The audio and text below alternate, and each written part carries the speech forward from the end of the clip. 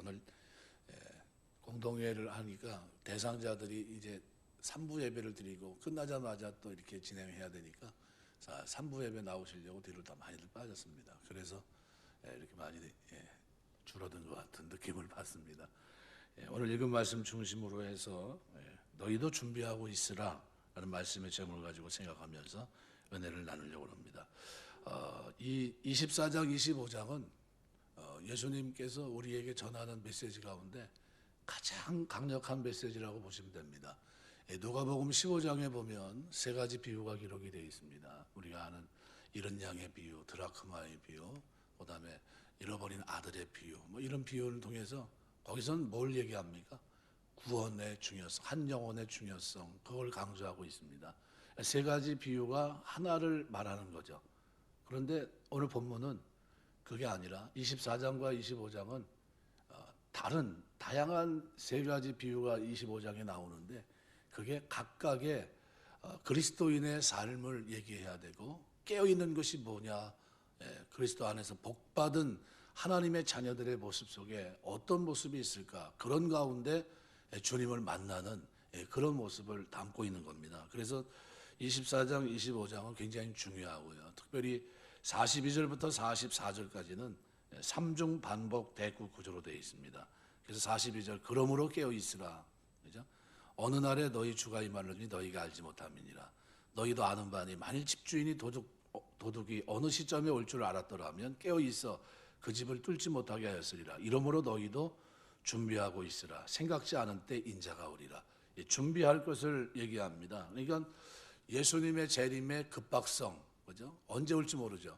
그런데 급하게 오셨는데, 갑작스럽게 오셨는데 준비된 사람들은 어때요? 갑자기 오신 게 아닙니다. 그들은 준비되어 있는 상태에서 주님을 만납니다. 그래서 42절에 그러므로 깨어 있으라 그레고레이테라는 말, 이 말은 아주 중요한 정신 차리고 주의하고 그날을 예비하라라는 의미로 쓰인 말씀입니다. 그래서 열처녀 비유에 보시면 깨어 있으라고 하는 이 메시지가 25장 13절에도 그대로 반영이 돼서 이렇게 얘기합니다. 그런즉 깨어 있으라 너희는 그날과 그때를 알지 못하느니라. 비유가 4장과 5장이 연결되어 있다는 거예요. 연결돼서 예수님이 하시고자 하는 말씀을 25장에서 구체적으로 설명하고 있는 겁니다. 세 가지 예를 들어서. 그래서 깨어 있으라 열처녀 비유와도 관계가 있고요. 주님께서는 당신의 임하심과 세상 끝의 징조에 대해서 질문하는 제자들에게 그때, 그죠? 그때에 대한 관심보다는 깨어 있을 것에 대한 초점을 말씀합니다.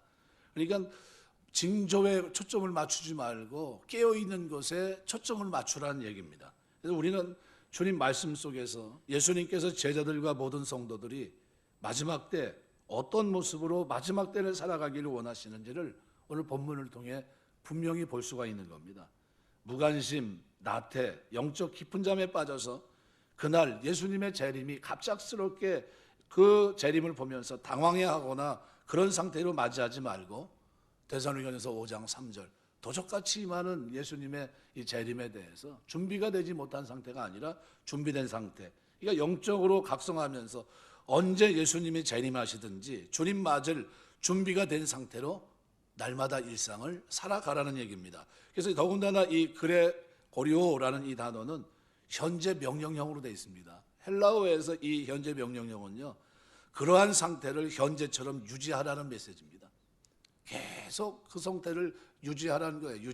준비된 상태. 그래서 그 모습을 44절에서는 이러므로 너희도 준비하고 있으라. 그죠? 깨어 있는 게 뭡니까? 준비하고 있는 게 깨어 있는 거예요. 준비하고 있는 게. 그래서 생각지 않은 때 인자가 오리라. 에르코마이라는 원형은 현재 시제입니다. 항상 현재성을 갖는 겁니다. 오시는 게 분명하다면 현재성을. 그래서 45절에서는 이렇게 표현합니다.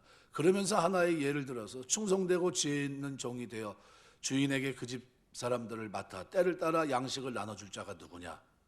주인이 올 때 그 종이 이렇게 하는 것을 보면 그 종이 복이 있으리로다. 어떤 사람입니까? 준비된 가운데 깨어있는 지혜로운 종을 얘기하는데요. 여기 원어 성경에는 한글 개역 성경에 번역되지 않은 추정불변사 아라라는 단어가 들어가 있어요. 이게 뭐냐면 원문은 뭐라고 이 의문을 제기하는 거거든요. 그 위의 사실, 예수님의 재림이 진짜고 그것이 확실하다면, 그렇다면 이라는 의문을 제기하는 기능을 합니다. 그러니까 45절 서두에는 원문에는 티크 아라 이렇게 되어 있어요. 이거 그렇다면 누구냐라는 거예요. 생각지 않은 때 인자가 오시는데, 이것이 확실한데, 그렇다면 충성되고 지혜 있는 종이 되어서 갑작스럽게 인자를 맞이해도 책망받지 않을 만큼 자기 사명을 감당하고 있는 자가 과연 누구냐라는 거예요. 그가 복이 있다는 겁니다. 이건 충성의 자세, 준비의 자세된 가운데 주님을 만나야 될 것을 말씀하고 있는 겁니다. 그래서 50절에서는 뭐라고 얘기하면, 생각지 않은 날 알지 못하는 시각에 그 종의 주인이 이르러 어미 때리고 외식하는 자가 받을 벌에 처하리니 거기서 슬피 울며 이를 갈리라. 이 51절 말씀이 뒤에 보면 뭐와 또 관계가 되어 있습니까? 달란트 비유와 관계되어 있어요.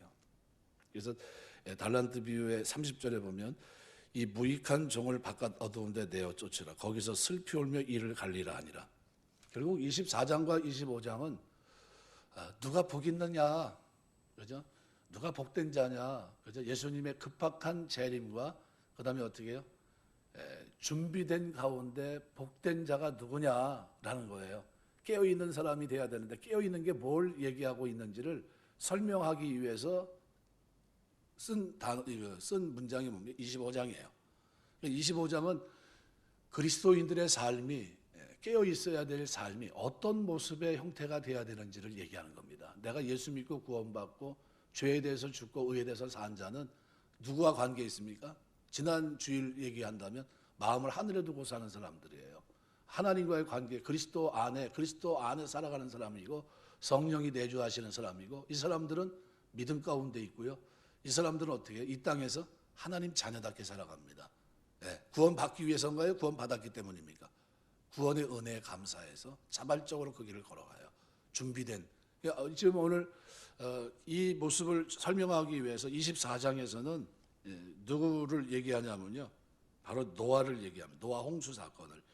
예수님은 주님이 오실 때가 가까웠다는 이 사실을 의심하는 자에게 구약의 노아 홍수 사건을 예로 듭니다.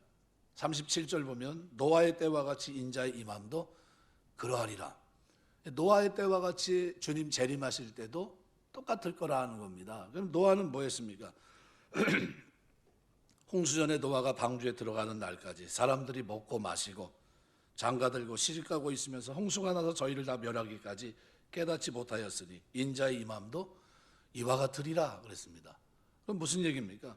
창세기 6장 8절에 보면 노아는 그 악한 세대에 심판받을 수밖에 없었던 그 파렴치한 세상에서 그는 의인이었고 완전한 사람이었고, 그죠? 하나님과 동행하는 사람입니다. 그런데 노아의 사건에서 중요한 것이 뭡니까? 노아가 여호와께서 자기에게 명하신 대로 행하였다라는 거예요. 노아가 여호와께 자기에게 명하신 대로 행한다. 누가 의인입니까? 선한 행동을 한 사람이 아니라 하나님을 신뢰하는 사람이 의인입니다. 그래서 하나님은 노아를 의로운 사람이라고 칭합니다. 120년 동안 노아는 방주를 지었는데 이것이 그의 믿음입니다. 바랄 수 없는 것을 바라는 것, 믿을 수 없는 것을 믿는 것, 하나님이 그렇게 말씀하셨기 때문에 믿는 것, 이게 신앙입니다. 여러분, 노아 시대는요, 유해궁창의 물이 아래로 쏟아진 적이 없어요. 쉽게 말하면 온실 효과가 있었던 겁니다. 자외선을 다, 유해궁창의 물이 밑으로 내려온 적이 없기 때문에 성경학자들 뭐라고 표현하면 자외선을 다 차단했던 겁니다. 그래서 그 당시에는 어때요? 대부분이 다 컸다는 거예요. 모든 게 다. 그 가능성이 있을 것 같아요. 자외선을 차단해서. 그런데 그게 물이 쏟아내죠. 위에 궁창의 물이 40주야를 쏟아내죠.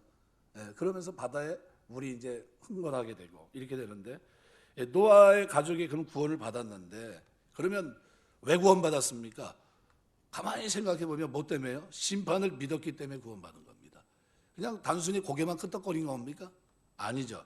하나님께서 세상을 물로 심판하겠다고 하셨을 때 노아는 그 말씀을 믿었고, 그 다음에 어떻게 산에 방주를 지으라고 말씀하셨을 때 방주로 그 노아의 물의 심판으로부터 예비합니다. 그 말씀 앞에 순종해요. 120년 걸려 만들었는데 짓자마자 하나님이 나타난 게 아니라 짓고 나서 노아가 또 기다린 것 같습니다. 근데 하나님의 음성이 창세기 7장 1절에 보면 노아야 방주에 들어가라. 방주는 누가 졌습니까? 노아가. 자기가 졌어요. 근데 누가 명령했습니까? 들어가라. 하나님께서 명령합니다. 노아가 어떻게 그럼 그렇게 살 수 있었습니까? 그들 가족이 어떻게 구원받을 수 있었습니까? 방주 덕분에 사는 겁니다. 방주 덕분에. 그러니까 방주 때문에 그 물의 창이람 속에 살아나거든요. 이 구원인데 오늘 본문에서는 그걸 뭐래요? 깨어 준비하는 것으로 얘기하는 겁니다. 깨어 준비한다. 마지막 때 성령 충만받고 그리스도 증인되고 거룩하고 경건하게 사는 게 뭡니까? 주의 불심판을 준비하는 방주예요. 기름을 준비하는 겁니다. 이게 방주입니다. 그래서 창세기 7장 1절 하반절에 보면 하나님은 노아에게 이렇게 말씀합니다. 너와 내 온 집은 방주에 들어가라. 내가 이 세대에 내 앞에서 의로움을 내가 보았습니다. 어떻게 살아갔다는 겁니까? 노아는 기다리고 참았고 수모를 당했지만 끝까지 하나님 말씀을 신뢰합니다. 하나님의 구원받은 백성들, 마지막 때를 사는 백성들의 모습은 뭘 하나님의 베드로서에 기록한 대로 불심판을 확신하기 때문에 어떻게 해요? 경건함과 거룩함을 가지고 주의 나라가 임하기를 간절히 바라보고 사모하는 삶을 살아가는 겁니다. 노아의 친구들, 세상 사람들은 그때 어떻게 됐습니까? 그들은 심판을 믿지 않았어요. 물심판. 왜요? 물이 위에서 내려온 적이 없으니까 못 믿는 겁니다. 또 하나님 말씀을 조롱합니다. 이제 우리가 불심판을 믿어야 되는데 불이 세상을 덮을 수 있을까? 뭐 이렇게 생각할 수 있는데요. 천만에요. 지금 전 세계가 갖고 있는 원자폭탄을 가지고 오세요. 지구가 몇 번 터진다고 그러더라고요. 몇 번. 그거 터지면요. 지구가 완전히 흔적도 없이 이 지구 같은 게 몇 번은 터져버린대요. 다. 흔적도 없이. 그러니까 성경에 보면 노아가 방주에 들어가는 날까지 먹고 마시고 시집가고 장가갔다. 이게 잘못됐다는 게 아닙니다. 이 방주문이 잠겼을 때까지도 이 사람들은 믿지 못했어요. 비가 적당히 내렸을 때도 믿지 않았습니다. 비가 점점 거세질 때 그들은 그제서야 깨달았던 거예요. 아, 큰일 났다. 이게 진짠가 보다. 근데 그때는 늦었죠. 그래서 39절 보면 홍수가 나서 저희를 다 멸하기까지 깨닫지 못하였으니 인자의 임함도 그와 같으리라. 주님 재림하실 때도 똑같을 거라는 겁니다. 그래서 40절 41절은 그때 두 사람이 밭에 있으며 하나는 데려감을 당하고 하나는 버려둠을 당할 것이요. 종말을 준비하는 거죠. 두 여자가 매를 갈고 있음에 하나는 데려감을 당하고 하나는 버려둠을 당할 것이라. 이게 종말을 준비한 사람들입니다. 그러니까 노아와 그리스도인들의 의미입니다. 이것이. 그러니까 그러므로 깨어 있으라. 그러므로 깨어 있으라는 거예요. 어떻게 준비하고 있으라는 겁니다. 준비하고. 그냥 눈 뜨고 있으라 그 얘기가 아니에요. 그러므로 깨어 있으라는 말은 뭐예요? 준비하고 있으라. 주님의 재림을 갑작스럽게 모르는 척 그렇게 만들면 안 된다는 거죠. 뭔가 준비되어 있는 상태로 만나야 될 것을 말씀합니다. 그래서 여기 깨어 있으라는 이 단어가 현재 명령형입니다. 그런 상태로 현재를 유지해야 되고 또 어떻게 해요? 한글 개역 성경은 45절에서 불변사 아라를 통해서 티크 아라라는 단어를 통해서 뭘 표현합니까?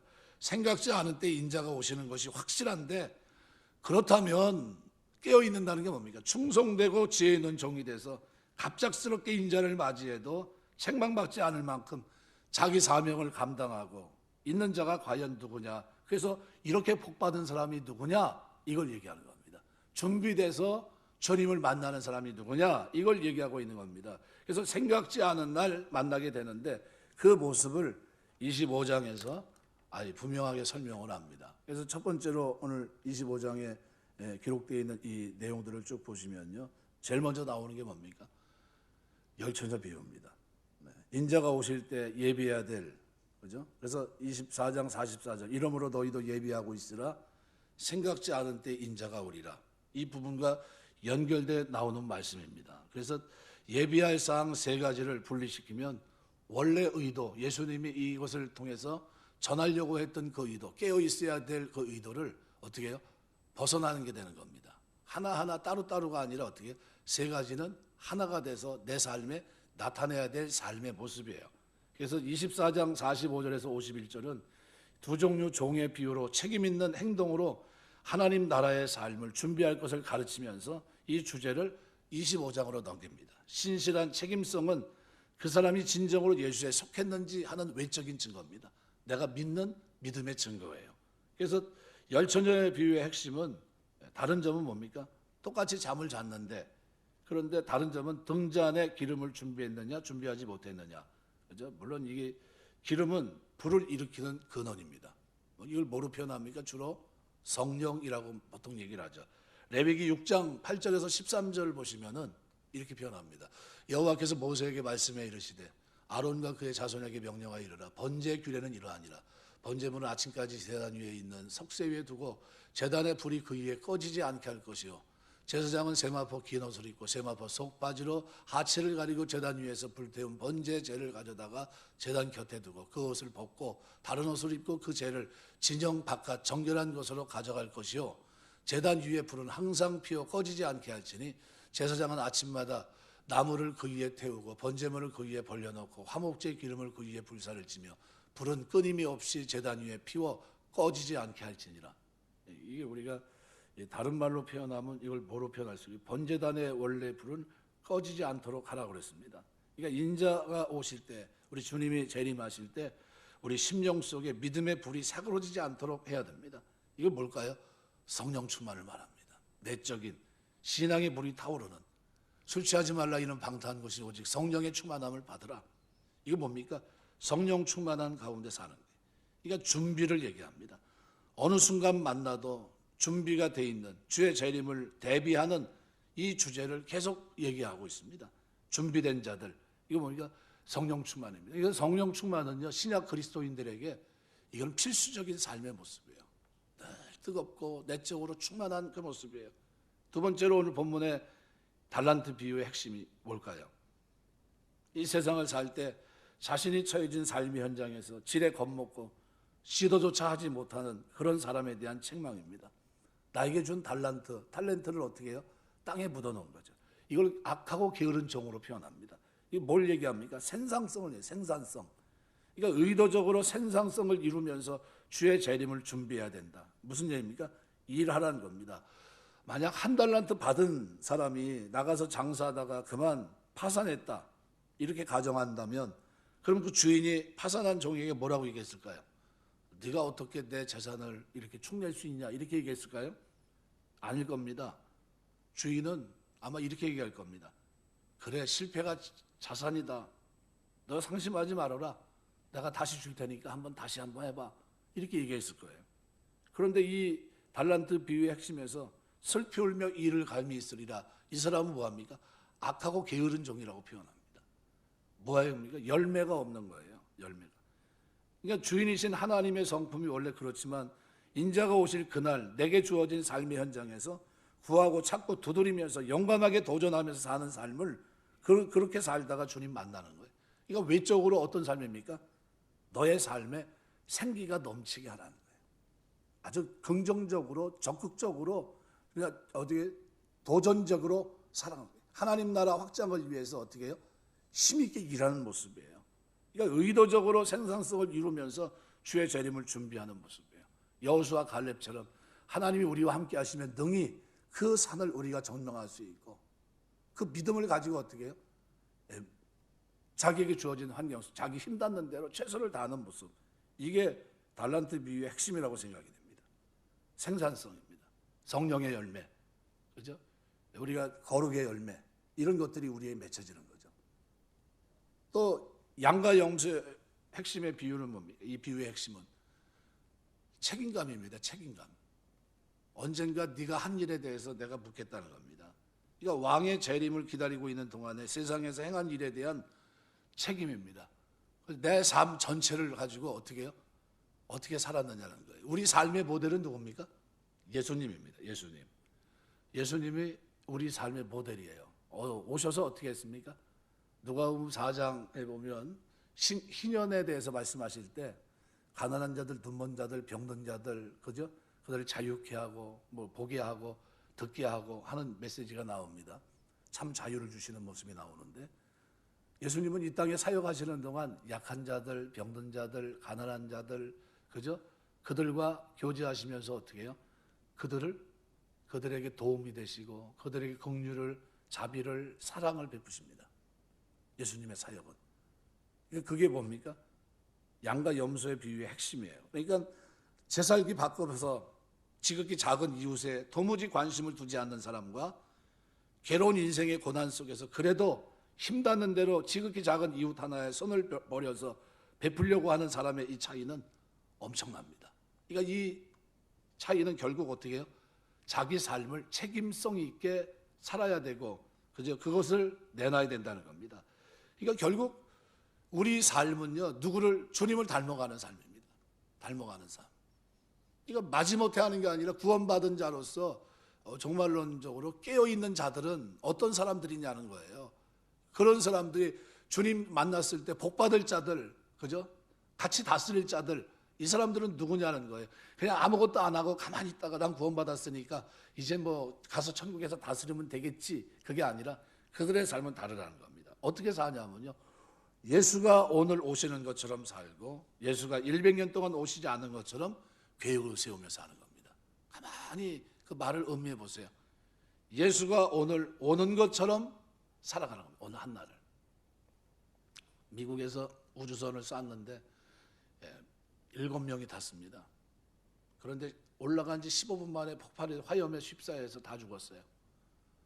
그런데 언론에다가 매스컴에다 뭐라고 하냐면 너무나 아까운 인적 자원이 죽었다. 세월호에서 아이들이 많이 죽었죠. 네. 너무나 아까운 인적 자원들이 죽었습니다. 근데 그 죽음은 그걸로 끝나는 겁니까? 아니, 주님 앞에 서야 돼요. 서야 되는데 그게 뭡니까?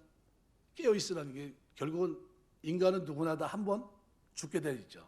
죽게 돼 있는데 그때 깨어있다는 건 뭡니까? 하나님과의 관계에서 하루하루를 어떻게 산다는 거예요? 이런 모습으로 산다는 거예요. 어떤 모습입니까? 준비되어 있는 모습으로, 생산성 있는 모습으로, 책임성 있는 모습으로 살아간다. 그러면 어떻게 해요? 내적으로 성령 충만하고 믿음 충만하고 하늘에 대한 소망으로 분명해서 경건함과 거룩함을 가지고 또 외적으로는 어때요? 생동감 넘치게 열매 맺는 삶이 됩니다. 성령의 열매, 그죠? 그 이상으로 거룩의 열매를 맺으며 살아가고, 그죠? 이 달란트 비유의 핵심이에요. 나에게 준 재능을 묻어놓지 않고 끊임없이 어떻게 해요? 그 일을 통해서 어떻게 해요? 열매를 맺는 겁니다. 작지만 그러나 최선을 다해서 섬기고 헌신하는 겁니다. 그리고 책임성 있게 어떻게 살아갑니까? 양과 염소의 비유를 통해서 바로 그 모습을 보여줍니다. 양은 뭐라고 어떻게 살아갑니까?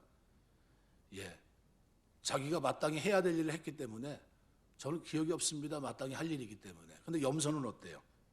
다릅니다. 염소는 내가 했지 않습니까? 라고 얘기해요. 내가 했지 않습니까? 그렇게 살아가지 않았습니까? 근데 이건 다 인자가 오실 그날을 어떻게 예비할 것인가, 깨어서 복받을 자들, 그 삶에 대한 메시지입니다. 그러니까 정말론적인 명제 앞에 서 있는 오늘 우리에게 그 해답을 주신 거예요. 이렇게 살아라. 이렇게 살으라는 거예요. 그게 내가 올 때 그 사람들을 내가 복 줄 거다. 그 사람들이 복 있는 사람들이다. 그들이 깨어있는 사람들이다 하면서 설명한 게 이 세 가지 비유입니다. 그러니까 이 비유를 우리가 대할 때 우리는 어떤 사람이 돼야 되는 거예요? 날마다 일상 속에서요, 준비가 돼 있어요. 오늘 죽어도 주님 앞에 섰을 때 내 삶의 이 세 가지 삶의 형질이 그대로 남아있는 겁니다. 어떻게 해요? 이미 주님 만나는데 문제가 없어요. 어느 순간 만나도 준비되어 있는 겁니다. 이크아라라고 하는, 티크아라라는 이 단어가 바로 그걸 얘기하는 겁니다. 지혜롭고. 그러니까 45절 말씀이 그래서 굉장히 의미가 있는 말씀입니다. 이런 사람으로 만날 사람이 누구냐라는 거예요. 이렇게 복된 자가 누구냐? 이 세 가지 형태로 살아가면서 깨어있는 그들이 아니냐. 바로 그 얘기를 한 겁니다. 그러면 내가 예수를 믿고 하나님의 자녀가 되고 거룩한 백성이 됐어요. 그러면 살아가면서 우리 일상의 날마다 그 삶 속에서요, 어떻게 살아가야 됩니까? 그냥 대충대충 살 일이 아니라는 겁니다. 오늘 하루 이것이 나의 최후가 될 수 있다는 전제를 가지고 하나님 앞에 어떻게 해요? 오늘 주님 만나도 문제가 없게 살아야 된다는 거예요. 오늘 주님을 만나도. 그리고 내 살아가는 동안에 맺혀져야 될 열매가 뭡니까? 성령의 열매들, 거룩의 열매들, 그 이상으로 나에게 준 달란트가 묻어지지 않고 전혀 뜬금없이 어떻게 사는 게 아니라 내 삶에 마땅히 일해서 내 삶의 그 달란트를 가지고 만들어져야 될 그 열매를 하나님 앞에 내놓을 수 있어야 된다는 거예요. 이게 생산성입니다. 그러니까 열매 없는 자를 저주하십니다. 그런데 여기 생산성은 뭐? 열매를 내는 거죠. 달란트 비유는. 내가 2달란트를 가지고 2달란트를 남겼습니다. 5달란트 가지고 5달란트를 남겼습니다라는 거예요. 장사한 이익. 그다음에 어떻게 해요? 양과 염소의 비유의 핵심은 기다리는 동안에 자기 한 일에 대한 책임입니다. 책임성. 그래서 이 세 가지 비유는 준비, 생산성, 책임성, 이 세 가지를 얘기합니다. 이웃 사랑의 실천을 어떻게 해요? 실천하며 살아가는 거예요. 근데 이게 살아가는데 누구가 관점입니까? 아무도 돌아보지 않는 소외된 자들, 약한 자들, 병전자들, 누구다 다 외면하는 약한 사람들, 이 사람들에 대해서 나는 어떤 태도를 가지고 있느냐는 거죠. 하나님은 어때요? 우리 예수님은 그들의 이웃이 되셨고 그들의 친구가 되셨고 그들과 함께 동고동락하셨어요. 공생의 3년간 사역하시면서 늘 그들을 가까이 하셨어요. 그럼 우리의 삶의 주변에 이런 사람들, 그죠? 이런 사람들에게 어떻게 해요? 우리의 삶은 자연스럽게 그들에 대한 책임성을 가지고 살아내야 된다는 것을 말씀하고 있는 겁니다. 그래서 예수께서 오늘 오시는 것처럼 살고 예수께서 100년 동안 오시지 않은 것처럼 계획을 세우고 살아가는 사람들이 그리스도인입니다. 언제 주님을 만나도 어때요? 문제가 없겠죠. 하루하루를 어떻게 그렇게 사니까. 그래서 이 양과 염소는 뭘 얘기하냐면 결론을 지면서 하나님 뭘 심판하신다는 얘기를 거기다 담고 있는 겁니다. 양과 염소의 구분. 그러니까 자기 영광으로 오실 때 오른편에 있는 사람들에 대한 태도. 34절 보면 구별된 백성들은 복받을 백성들로 표현합니다. 그래서 34절 이렇게 보시면은 25편 34절 그때 임금이 그 오른쪽에 있는 자들에게 이르되 내 아버지께 복받을 자들이여 나와 창세로부터 너를 위해 예비된 나라를 상속하라. 이 뭐와 관계되어 있습니까? 24장 46절 그와 관계되어 있는 겁니다. 복받을 자들. 그러니까 하나님 나라가 우리 것이고 하나님이 우리 아버지고 우리는 구원받은 백성이고 그분의 자녀들이기 때문에 세상 사람과 비교할 수 없는 축복을 받은 사람들인데 그 복이 뭐냐? 이 땅에서 아주 살아가면서 어떻게 해요? 주신 은혜 속에서 약한 자를 돌아보고 섬기며 사는 거죠. 왼쪽에 있는 사람들은 41절에 보니까 뭐라고 표현하냐면요. 왼쪽에 있는 자들이 이르시되 저주를 받은 자들아 나를 떠나라. 마귀와 그 사자를 예비된 영원한 불에 들어가라. 이렇게 얘기합니다.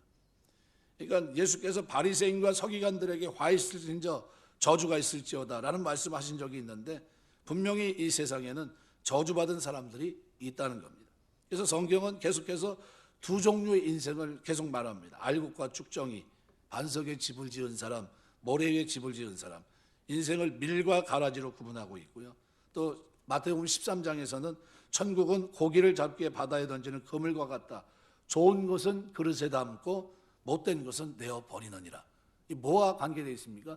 믿음은 행함과 관계되어 있다는 겁니다. 행함 없는 믿음은 죽은 것이라는 거예요. 내가 하나님의 자녀라는 믿음이 나에게 있다면 그 믿음은 말씀이 믿어지는 그 믿음은 지식으로만 고개만 끄덕거리는 게 아니라 삶의 모습 속에서 어떤 모습으로 구원받은 자의 삶에 합당한 이렇게 깨어있는 자로 기대 복받은 자의 모습이 내 삶이 어떻게 자연스럽게 만들어져 간다는 거예요. 자연스럽게. 이게 우리의 삶의 형질들입니다. 그러니까 인생은 그래서 어떻게 두 종류가 있습니다. 하나님 나라에 쓰기 좋은 고기가 있고 하나님 나라에 전혀 쓸 수 없는 나쁜 고기가 있어요. 나쁜 고기는 뭘까요? 말씀을 준비하지 않고 그저 열매도 맺지 않고 책임감도 없이 살아가는 이게 나쁜 고기예요. 좋은 고기 뭡니까? 준비되어 있고 그죠? 열매도 맺고 책임감도 있이 살아가는 거예요. 누구 책임? 하나님의 백성으로 이 땅에 살면서 하나님이 그렇게 사랑하는 저들 한 영혼을 사랑으로 돌보며 살아간다. 그들을 위해서 희생하고 섬기며 살아간다는 거예요. 다릅니다. 그래서 마태복음 24장 45절에서 21절에서 충성되고 지혜로운 종, 악한 종이 구분되는 거예요. 그래서 누가 복을 받습니까? 충성되고 지혜로운 종, 그가 복이 있다는 거예요. 그 종은 누구예요? 25장에서 깨어있는 종들입니다. 24장에서는 깨어있어서 그 일을 하는 사람들. 깨어있는 게 뭐냐? 25장에서 설명하고 있는 거예요. 그러니까 우리 다시 오셔서 양과 염소를 구분하는 이 비유의 뜻은 심판은 반드시 있다는 겁니다. 언제 오셔도 급작스럽게 오셔도 우리는 준비되어 있어야 되고, 그죠? 그 준비는 반드시 열매 맺은 모습이 돼야 되고, 그 준비는 책임감 있는 삶을 동반한다는 거예요. 이거를 25장에서 설명하고 있는 겁니다. 여러분 우리가 이거를 다른 말로 표현하면 그러면 구원받은 자는 어떻게 살아야 됩니까? 라는 질문이에요. 이 질문에 대해서 오늘 양과 염소의 비유는 어떻게 해야 됩니까? 은밀한 사랑의 수고를 하면서 살아야 됩니다. 이렇게 대답해요. 그러니까 계산을 초월한 사랑의 수고를 하며 사는 사람들이 누굽니까? 하나님 앞에 복받을 자들입니다. 그들을 대한 책임감 있게 살아간다는 거예요. 내 책임이 아니라 누가 맡긴 겁니까? 하나님의 사랑, 하나님 사랑하고 이웃 사랑을 실천하는 그들, 바로 그 사람들이 하나님의 백성들이라는 거예요. 그들의 모습을 그래서 오늘 본문은 이렇게 표현해주고 있는 겁니다. 말씀 맺겠습니다. 신앙생활은 그냥 뜬금없는 구름처럼 아무것도 아닌 것처럼 내가 믿었으니까 구원받겠지, 그런 버저비터 올리듯이 마지막 주님의 십자가의 오른편 강도의 모습입니다. 다 그런 모습일까요? 아니요. 마지막 순간에 예수 믿고 가는 사람들 물론 있겠지만 대부분의 사람들은 어떤 모습입니까? 오늘 주님처럼, 주님이 말씀하신 것처럼 준비되고 열매 맺고 책임감 있게 살다 지혜롭고 올바른 청지기로 살다가 주님 앞에 서는 겁니다. 그 만남이 어떤 만남일까요? 갑작스러운 만남일까요? 주님의 재림은 급작해도 그 만남 자체에 전혀 어려움이 없어요. 뭐 때문에요? 똑같이 밭을 메고 똑같이 잠을 자고 있어도요, 그 한 사람은 어떤 사람입니까? 준비된 사람은 일상 속에서 자기 달란트를 가지고 눈을 떠도 그 일을 할 사람이고 눈을 떠도 책임감 있게 돌아볼 사람이에요. 그래서 똑같이 잠을 자는데 밭을 메는데 한 사람을 데려가면 당하고 한 사람은 버려둠을 당하는 겁니다. 하나님의 자녀의 모습은 다르다는 거예요. 구원받은 자의 모습은, 복된 자의 모습은 다르다는 거예요. 그거를 24장과 25장을 통해서 설명하고 있는 겁니다. 그래서 45절에 기록되어 있는 이 말씀, 원문 성경에는 나와 있지만 한글 개역성은 번역되지 않은 추정불변사 아라라는 단어인데, 티크아라 이 단어를 통해서 그럼 위와 같이 주님의 재림이 확실하다면, 그렇다면 이런 의문을 제기합니다. 그렇다면 너는 누구냐는 거예요.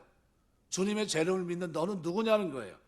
생각지 않은 때 인자가 오는 것이 확실한데, 그렇다면 충성되고 지혜 있는 종이 돼서 갑작스럽게 인자를 맞이해도 책망받지 않을 만큼 자기 사명을 감당하고 있는 자 과연 누구냐는 거예요.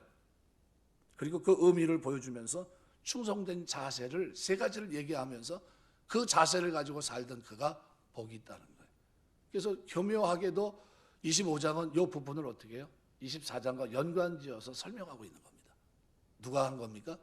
예수님께서 얘기하신 거예요. 이건 쉽게 말하면 천국과 지옥을 말씀하시고 그리고 그것을 완성하실 주님이 이 땅에 오셔서 뭘 가지고 좋은 고기와 나쁜 고기를 구분하시겠다는 겁니까? 준비됐느냐 준비되지 못했느냐, 이걸 가지고 가늠하겠다는 겁니다. 노아는 그 시대에 어떻게 살아갔어요? 준비하며 살아갔어요. 준비하고 당대 의인이라 하나님 신뢰하고 말씀 신뢰하고 어떻게 거기에 걸맞는 삶으로 준비하며 살아갑니다. 120년 동안 뭐 했을까? 혹자들은 그렇게 합니다. 아마 주님의 심판을 전했을 거다 이렇게 얘기해요. 우리 그리스도인들의 삶을 여기에 비교해 보면 현재 앞으로 우리가 사는 시대는요, 잘못하면 200년까지 산다고 그러던데요. 자랑이 아니라 잘못하면 원치도 않게 준비도 안 돼 있는데 200년 살면 그게 축복이 될지 뭐가 될지 잘 모르겠어요. 큰일 난 거죠. 그런데 어떻게 될까요? 그러면 시대가 그렇게 가면 하나님을 더 믿을까요? 믿지 않을까요? 부활도 그렇고요. 점점 프로테이지가 교회 목사들 가운데서도 부활을 믿지 않는 사람들이 있어요. 그러면 일반 성도들은 어떨까요? 프로테이지가 점점 줄어들고 있어요. 그래서 누가복음 18장에 뭐라죠? 항상 기도하고 낭망치 말아라 하면서 내가 다시 올 때 세상에서 믿음을 보겠느냐, 내적으로 뜨거워서 준비가 돼 있는 성령 충만하고, 또 그 다음에 어떻게 해요? 기도하는 사람, 그 다음에 어떤 사람입니까? 또 열매 맺는 사람, 책임감 있게 어떻게 해요? 내일처럼 약한 자들을 사랑으로 돌보며 사는 사람을 볼 수 있겠느냐, 그런 얘기입니다. 끝까지 하나님을 만나는 그날을 위해서 깨어서 기도하면서 그렇게 만날 사람이 있겠느냐? 그때는 어떻게 해요? 다시 올 때 새 믿음을 보겠느냐? 볼 수 없다는 얘기예요. 그럼 누구 시대와 똑같아요? 노아 시대 비슷한 겁니다. 그 마지막 때는 무슨 때와 노아의 때와 같으리라. 그러면 우리가 이걸 들여다보면서 이 시대가 점점 어떻게 해요? 믿음으로 하나님 앞에 더 가까이 가기보다는 하나님부터 점점 멀어지는 시대에 우리가 지금 살고 있구나. 그럼 어떻게 해야 됩니까? 더 열심히 뜨거운 모습으로 말씀을 신뢰하고 하나님 신뢰하고, 그러면 성령 충만한 가운데 믿음을 지키면서 내적으로 뜨거운 가운데 열매 맺고 책임감 있게 어떻게 해요? 살아가면서 마땅히 할 일을 했을 뿐입니다. 저는 주님 만나는 이날을 기약하면서 저는 하루하루를 어떻게 살았다는 거예요? 준비된 가운데 살아갔습니다. 오늘의 이 만남이 어색한 만남이 아니라 만나고 싶었던 분을 만나는 겁니다. 그런데 헤롯, 이 땅에 예수님이 어린 아기 예수로 왔을 때 헤롯 시대는 어땠어요? 소동하고 당황한지라 이렇게 나와 있습니다. 난리가 난 거예요. 유대인의 왕으로 오신 이가 어딨뇨? 난리가 났어요. 그냥 급작스럽게 막 난리가 난 겁니다. 이 모습이 마지막 때 모습일 것 같아요. 그럼 우리의 모습은 어떤 모습이 돼야 맞습니까? 이런 모습, 준비된 모습, 열매 맺는 모습, 책임감 있게 사랑을 실천하는 모습, 그렇죠? 이 모습이 그리스도인의 모습입니다. 이것을 가지고 우리가 주님 앞에 서야 될 줄 믿습니다. 그 만남이 어색한 만남이 되지 말아야 돼요. 그 만남이 진짜 복된 만남, 그리고 그 만남 속에 주님께서 우리에게 주시는 메시지가 뭡니까? 복이에요. 그래서 오늘 45절은 그런 의미로 본다면 굉장히 의미가 있는, 충성되고 지혜 있는 종이 되어 주인에게 그 집 사람들을 맡아 때를 따라 양식을 나눠줄 자가 누구냐? 티카 아라란단을 통해서 주인이 올 때 그 종이 이렇게 하는 것을 보면 그 종이 복이 있으로다. 주인이 올 때 그 종이 그렇게 하는 것을 보면 복이 있을 것이다. 그 복된 얘기가 뭡니까? 25장의 얘기예요. 그러니까 그 얘기를 어떤 성경학자들은 따로따로 얘기해서 얘기를 했는데, 그렇지 않고 이 세 가지 삶의 원형지를 우리에게 말씀해 주고 있는 겁니다. 그러니까 우리는 어떤 모습이 자꾸 반복하는 이유는 중요하니까 준비된 가운데 열매를 맺고 책임감 있게 살아내야 된다. 왜요? 구원받았기 때문에, 주님 만나기 때문에, 이거 깨어있는 모습이기 때문에. 이 깨어있는 모습에 누가 초점을 맞춥니까? 예수님이. 내가 다시 올 때 너희는 어떻게 깨어있어야 된다 얘기합니다. 우리가 신앙생활 하면서 과거보다 현재가 더 뜨겁고 현재보다 미래가 더 뜨거운 모습 속에 사랑을 실천하는 가운데 날마다 일상 속에 주님과 동행하다가 주님 만나는 그런 은혜가 있게 되시길 주의 이름으로 축원합니다. 기도하겠습니다.